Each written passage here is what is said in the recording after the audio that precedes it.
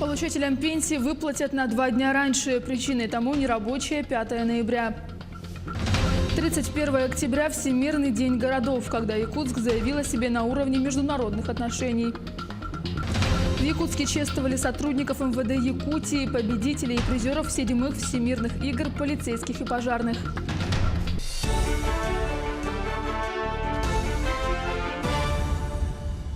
Здравствуйте! В эфире новости, в студии Юлия Великодная.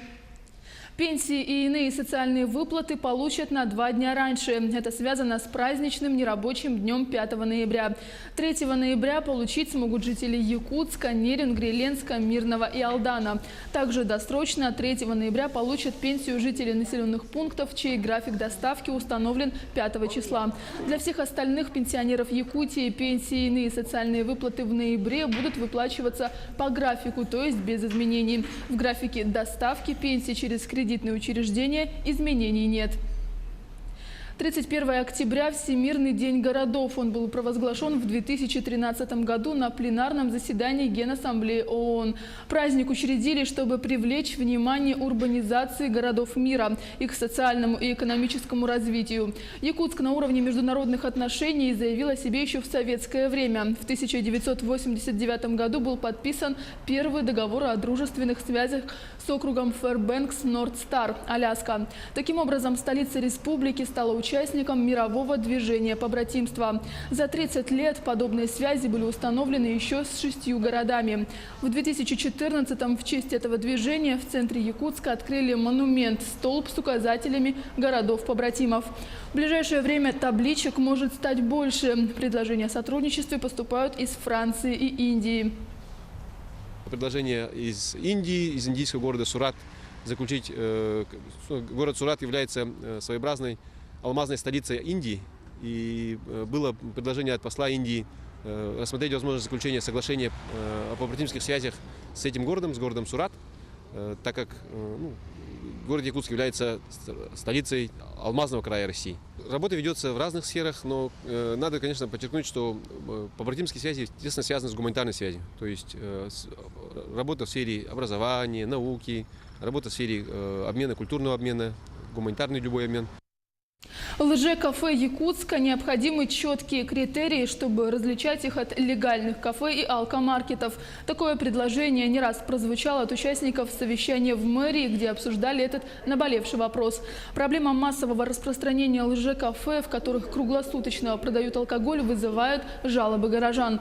Соседство с пивнушками мешает людям жить, нередки драки и другие нарушения. В обсуждении этих злободневных проблем приняли участие предприниматели, общественники, депутаты Госдумы и Госсобрания и представители правоохранительных органов.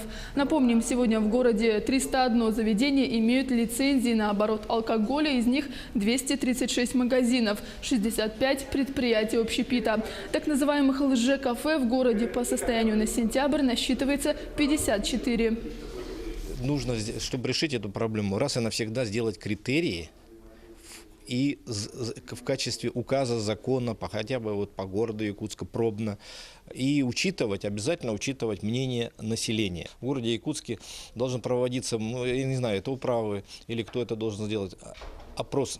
Если более 50% живущих в этом квартале, в этом дворе проголосовали, что нам не нужна эта алкогольная точка, мы не хотим ее здесь, то их мнение должно быть преобладающим в решении этой проблемы. 37 стран заявили об участии в чемпионате мира по масс-рестлингу. Он пройдет с 22 по 26 ноября в Якутске. Сегодня члены организационного комитета обсудили вопросы размещения и питания спортсменов и подготовки церемонии торжественного открытия чемпионата. Участников соревнований разместят в 7 объектах. Это студенческие общежития и гостиницы. А концепция торжественного открытия будет направлена на популяризацию национального вида спорта, который не получил федеральную поддержку, но представлен на мировом уровне. Также одновременно идет подготовка к международной научной конференции по масс-рестлингу, которая пройдет в рамках чемпионата.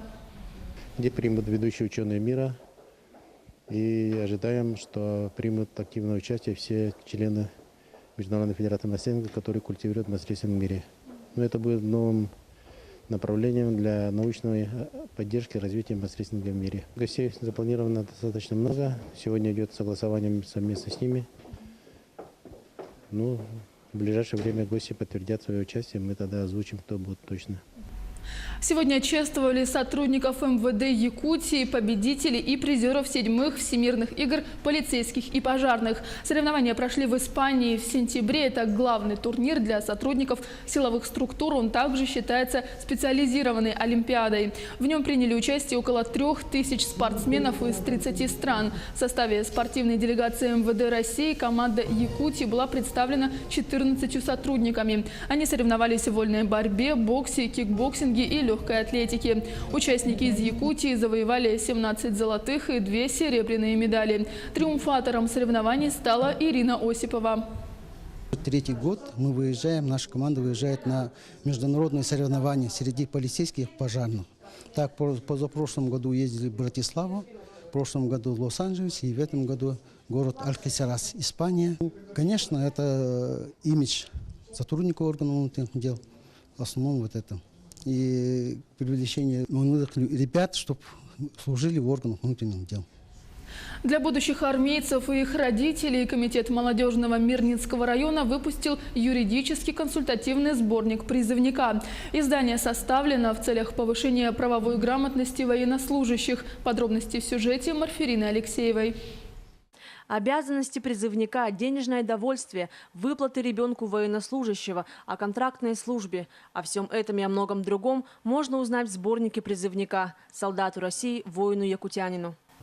Проверив на нормативно-правовое соответствие, полностью этот справочник в нынешнем законодательстве, потому что за последние годы он очень активно меняется, даже срок службы поменялся в армии. Мы все это дело согласовали и пустили на печать. Благодаря вообще, в принципе, этому справочнику я понимаю, что то есть мы проявляем какую-то заботу о людях, которые уходят в армию, и делаем позыв о том, что мы их ждем здесь. И мы их ждем для того, чтобы они участвовали в социальной жизни Мирнинского района, ну и, соответственно, работали на благо Мирнинского района Республики России. В сборник вошло 24 консультативных раздела, а также иллюстрированная справочная информация о Мирнинском районе. В нем собран материал о военных правах, все тонкости и нюансы, необходимые военнослужащему. Издание можно использовать как обучающий материал на уроках ОБЖ и лекциях военной подготовки. Это документ, который изготовлен для того, чтобы наши призывники, жители Мирнинского района, немножко знали свою историю, промышленность, социальную сферу, чтобы знали спортивные достижения, промышленные достижения нашего района и могли рассказать своим товарищам по службе, которые будут проходить не только на территории Дальнего Востока, а всей Российской Федерации. Осенний призыв окончен. Буквально на днях близкие и родные будут провожать своих призывников в армию. Именно тогда и состоится вручение сборника воину-якутянину. Пока тираж составляет 200 экземпляров, но планируется, что в последующие годы сборник будет переиздан. Марфирина Алексеева, Артем Алексеев, Мирный. А в кадетской школе поселка Чернышевский курсанты приняли присягу. Учебный процесс там пошел по-новому после смены руководства. Роман Муконин расскажет подробнее.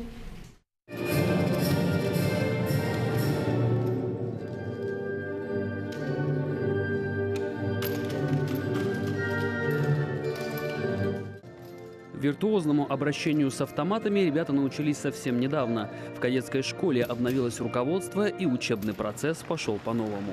Результаты этого увидели гости и родители на церемонии присяги. Отточенные движения каждого и ни одной ошибки. Десятки юных кадетов приняли присягу в надежде стать настоящими офицерами. Те слова, которые написаны в тексте присяги, они должны быть у каждого из вас в душе. И мы очень надеемся, мы верим, мы хотим этого, чтобы каждый из вас с честью пронес высокое звание российского кадета. А ведь это событие могло и не состояться вовсе. Руководство колледжа приняло школу в свою структуру в середине лета, причем совершенно неподготовленную к новому учебному году. В кратчайшие сроки за счет собственных средств, приведя ее в надлежащий вид. Это в своих выступлениях отмечали многие гости и предлагали свою помощь в возрождении уникального для республики учреждения. Конечно, хочется, эта школа развивалась.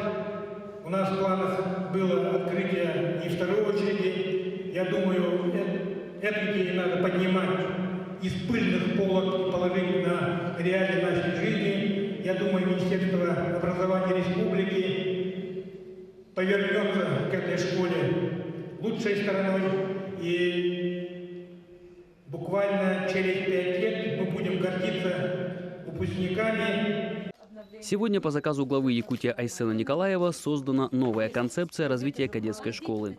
Первый заместитель министра образования республики Ирина Любимова лично убедилась в том, что нынешнее руководство МРТК может успешно претворить ее в жизнь. Я сегодня увидела вот то, что за короткое время сделано руководством школы, да, а именно директором.